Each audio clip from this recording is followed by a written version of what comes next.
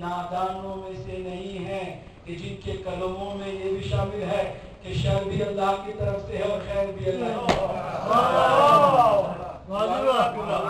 ہم عقل مند ہیں، صاحب خرد و عقل ہونے کے ناطے قرآن کے فالوور ہیں، قرآن کی آواز ہے کہ اللہ سے جو کچھ بھی ہے وہ خیر ہی خیر ہے، کبھی اللہ سے شر نہیں ہے، شر بندوں سے اور شیطان سے شر ہے، اللہ سے کبھی شر نہیں ہے۔ تو یہ جو بن گیا عقیدہ کہ خیر بھی اللہ کی جانب سے شر بھی اللہ کی جانب سے، تو پھر مانو کہ دنیا میں کوئی بھی چیز جہنم میں جانے کے لائق ہی نہیں ہے، اس لیے کہ سب کچھ اللہ کی جانب سے ہے۔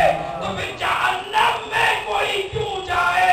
اگر جہنم میں اکثریت جا رہی ہے تو اس کا مطلب یہ ہے کہ اکثریت نے شر کو خیر سمجھا اور خیر کو شر سمجھا۔ سلام علیہ محمد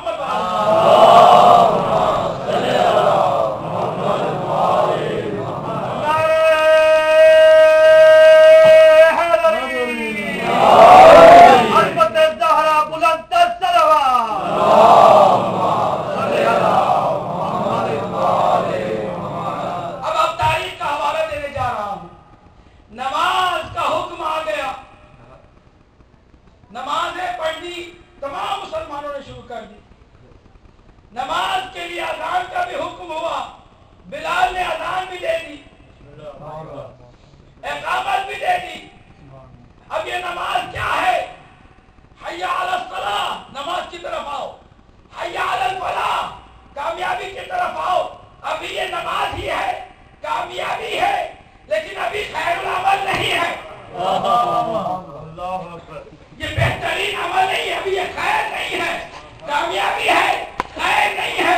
ایک ہجرت کی سال کا سال گزرا، دوسرا سال گزر گیا، تیسرا سال گزر گیا، 10ویں سال ہجرت کے جب کائنات کا آقا و مولا سرکار دو عالم نے اپنے ہاتھوں پر کائنات کے مولا کو اٹھا کر کے فرمایا من کنت مولا ہو فہذا علی المولا۔ اب اس کے بعد جو نماز ولایت کے ساتھ ہوگی، اب اذان میں کہو حی علی خیر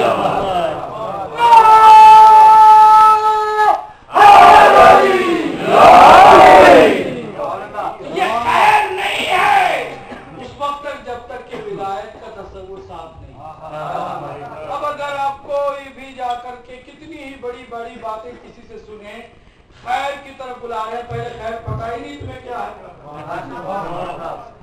خیر توحید نہیں ہے، خیر رسالت نہیں ہے، خیر نماز بھی نہیں ہے، بلکہ ان تمام کے ساتھ اگر ولایت کا ہے عقیدہ تو خیر ہے، ورنہ خیر نہیں ہے۔ تو خیر پتہ ہی نہیں تھا، اب یہ خیر کی طرف کیا بلائیں گے؟ اسی لیے وہ بھی زحمت نہیں کرتے حی علی خیر العمل کہنے کی، وہ بھی زحمت نہیں کرتے، کہتے ہیں اس کو نہیں پڑھے، کیونکہ واقعاً بھی ولایت کا تصور نہیں ہے، جب نہیں ہے تو پھر کہو بھی نہیں۔ ہم کہتے ہیں کہ یہ خیر ہے، اور وہ بھی نماز جو خیر ہے وہ ہر عمل سے خیر ہے، سونے سے خیر نہیں ہے خالی۔ سبحان اللہ، بلکہ میرے مولا سے پوچھو اس کا معاملہ الٹا ہے۔ میرے مولا کے سامنے کسی نے کہا کہ ایک نئی چیز شروع ہوئی ہے، نماز سونے سے بہتر۔ میرے مولا نے فرمایا نوم، یہ میرے مولا کے الفاظ ہیں، نجیب العلامہ میں موجود، نوم فی الیقین خیر من عبادت فی الشک۔ فرمایا یقین کے ساتھ سو جانا خیر ہے اس نماز سے کہ جو شک کی حالت خیر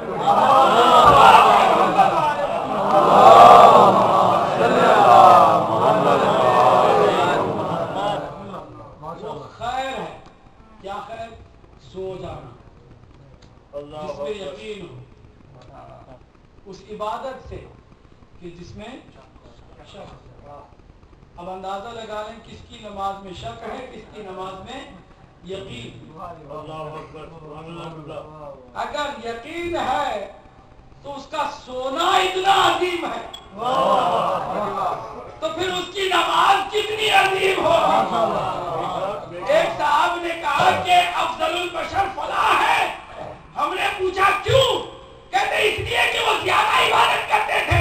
میں نے کہا کتنی عبادت کرتے تھے؟ بچپن سے؟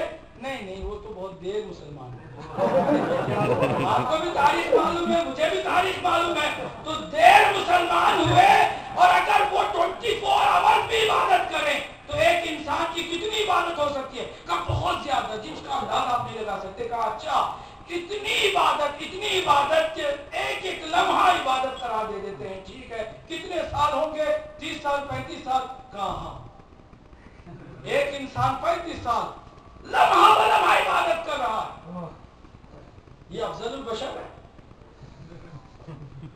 کہاں اسی بنیاد پر کہ آپ کا حافظہ کام نہیں کرتا. بابا آپ کا حافظہ کام نہیں کر رہا. ان کا کیا مطلب؟ کا مطلب ذرا یہ ہے, ذرا غور سے سنو. ایک طرف یہ بات آپ کر رہے ہیں, ایک انسان کی 30-35 سال لمحہ بلمحہ عبادت تسلیم قبول, ہم اس میں کوئی بحث نہیں کرتے. ان کے ساتھ سارے انسانوں کی عبادت بھی ملا لو, ان کی نہیں کھانا, سارے انسانوں کی عبادت ملا لو. اور بھی اس زمانے کے صحابہ کی عبادت نہیں, آدم سے لے کے قیامت تک کے انسانوں کی عبادت ملا لو. یہ تو بہت ہے, یہ تو تصور بھی نہیں کا, یہ تو کچھ بھی نہیں ہے. سارے جنوں کی عبادت بھی ملا لو. اور وہ بھی ایک جن, آج کے زمانے کے جن نہیں, آدم سے لے کے قیامت تک کے لیے جنوں کی عبادت ملا لو. کا یہ تو اور بھی زیادہ ہے. کا یہ بھی کچھ نہیں. فرشتوں کی عبادت بھی ملا لو. کہتے یہ تو بہت ہے, یہ تو ہمارے بس کی بات ہی نہیں ہے. کہ ہمیں معلوم ہے لیکن پھر بھی کچھ نہیں ہے. کیا کہہ رہے ہیں آپ؟ کہ بھائی سنو تو صحیح, حافظے پہ زور تو دو. ایک علی کی ضربت,